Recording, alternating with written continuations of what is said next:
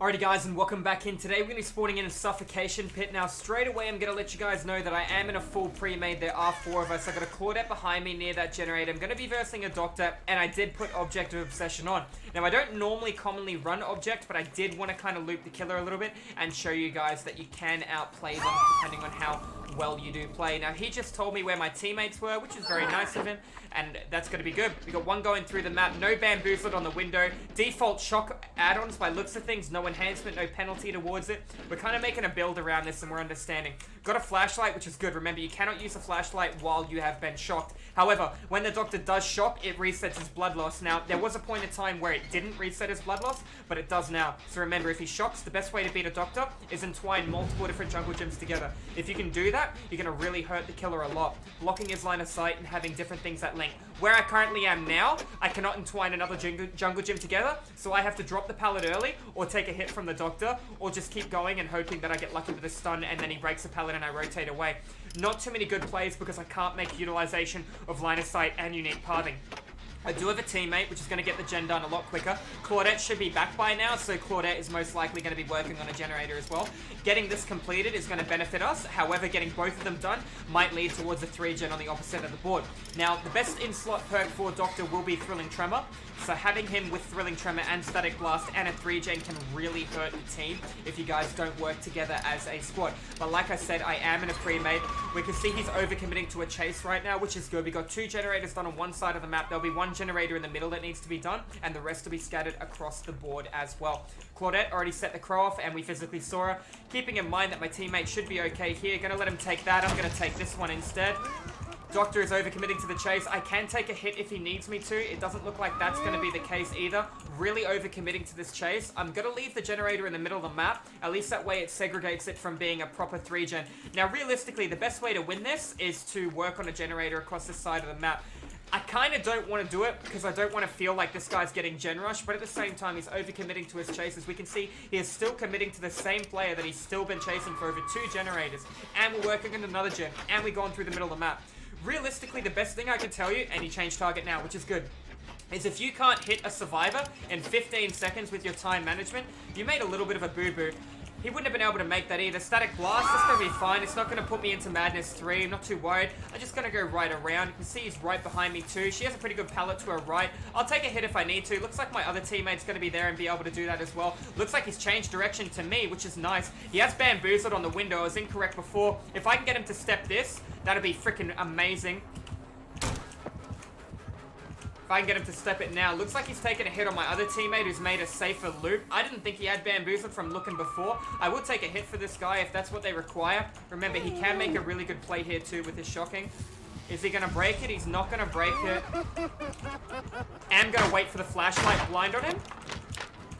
He saw her run early, so he reacted to that. But this is good, because now he's on to me too. If he tries to do a little shocky play here. I gotta run this once. He missed. Let's see what he does now. I'm gonna... Oh, good play by him. I should be able to make this and drop it if I need to, but I'm not going to. Yet again, I have to decide. I'm gonna have to take spacing, because I won't make it.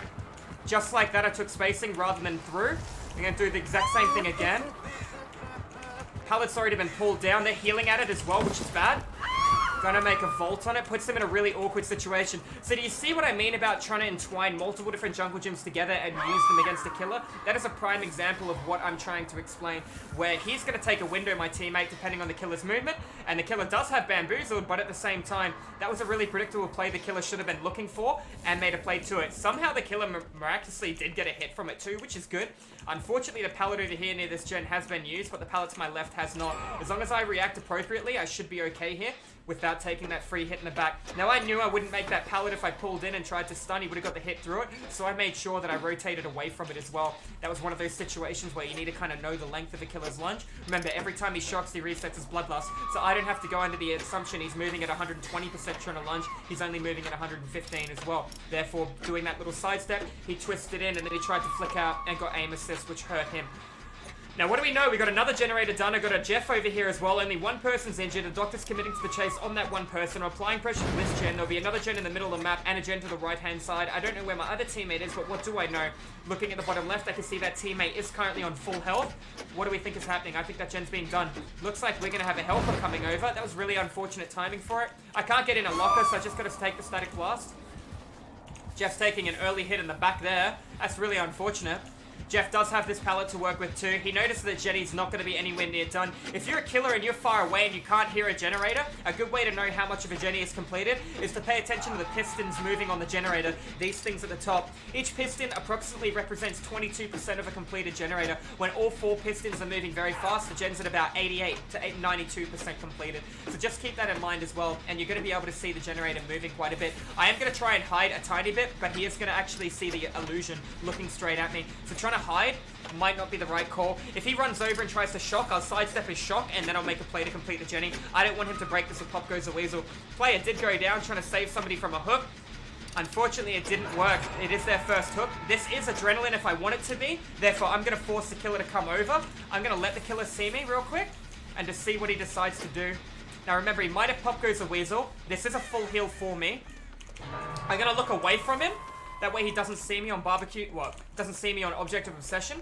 Gonna take the save on him now. He's too far away too. Static Blast, I'm out of range, that's nice. Get the save on this player. They'll probably run towards my generator. They're gonna snap out of Madness first as well. I'm gonna run over, I'm gonna take a hit. I'm gonna point to my generator and let them know exactly where they need to go. Hopefully they run straight to the generator that needs to be completed. Good play by my ally, just understanding where I was. I can run in and take a hit if I need to. Claudette got stuck in the ground. That is unfortunate. That is very unfortunate timing to get stuck in the ground. I can make a BT adrenaline save. Unfortunately, he popped adrenaline really early, which is going to hurt. And I'm going to take a hit in the back as a penalty. My teammate did make a bad play then. Got to be very careful with that. My other ally will have access to a way to protect me, which is fine because he does have BT on him. If my other teammate was a little bit more patient, I would have taken a hit. I would have done adrenaline saved. He would have took a BT hit, and then I would have been able to take another hit for my ally. But unfortunately, it was a little bit of misunderstanding. I could have played it a tiny bit better myself as well. So make sure we're going to get that shot for that blind while he's going for the shot. Teammate on full health. And that is going to be an educational survivor game against Doctor. A few mistakes, but a few really good plays as well that there are time to learn in there. What did we learn? We learned don't overcommit to your chase. Try and apply split pressure. If you do overcommit, you generally will get split pressure by gens. Killer had a strong 3 or 4 gen on one side of the map, and we were still able to use that against them because they were overcommitting to a chase. I was looking at him at object the entire time, pretty much while working on a generator, and he never applied the pressure towards me on the generator. He just allowed me to complete without any real penalty. Anyways, guys, if you're watching this one over at YouTube, GG's well played. This has been an informative, educational rank 3 survivor game. If you guys want to learn a little bit more about DBD, make sure you hit that subscribe button, or feel free to pop into the live stream where I stream DBD 5 days a week. This has been one of those prime examples that you can work together as a squad. You don't need to be on comms, and this is how powerful survivors can be. You have a lot of second chances as well. Anyways, guys, I will see you in the fog in the next trial. Hope you guys enjoyed the video. Take care.